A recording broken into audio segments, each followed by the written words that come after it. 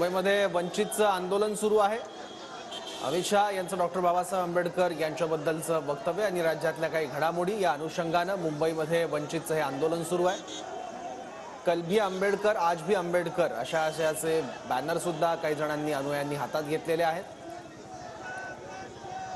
आणि मुंबईत वंचितचं हे आंदोलन बघायला मिळतंय। आणखी माहिती घेऊ, आपले प्रतिनिधी कृष्णा सोनारवाडकर आता आपल्या सोबत आहे। कृष्णा, काय आणखी माहिती या आंदोलनाबद्दल? प्रकाश बहुजन आघाडीचे कार्यकर्ते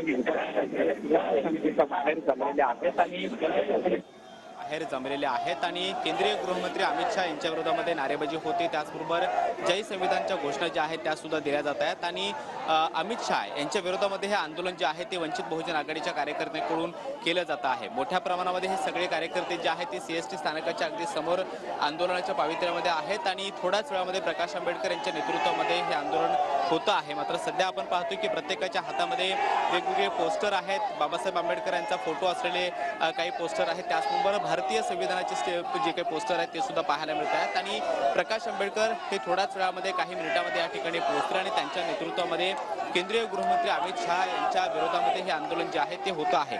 अमित शहा यांनी संसदेमध्ये बाबासाहेब आंबेडकर यांना अनुसरून जे काही विधान केलेलं होतं त्यावर चहूबाजूने टीका होते आहे।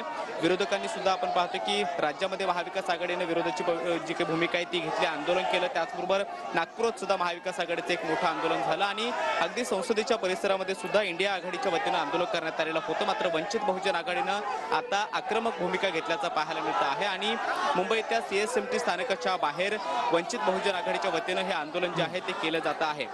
कार्यकर्ते वंचित बहुजन आघाडीचे आपण पाहतो की त्यांच्या हातामध्ये भारतीय संविधानाचं पुस्तक आहे। त्याचबरोबर फोटो, वेगवेगळे पोस्टर जे आहेत ते सुद्धा पाहायला मिळत आहेत आणि अमित शहा यांच्या विरोधामध्ये मोठ्या प्रमाणामध्ये घोषणाबाजी जी आहे ती होताना सुद्धा पाहायला मिळते आहे। कृष्णा, धन्यवाद या माहितीबद्दल। तर प्रकाश आंबेडकर यांच्या नेतृत्वात वंचितचं आंदोलन सुरू आहे मुंबईत।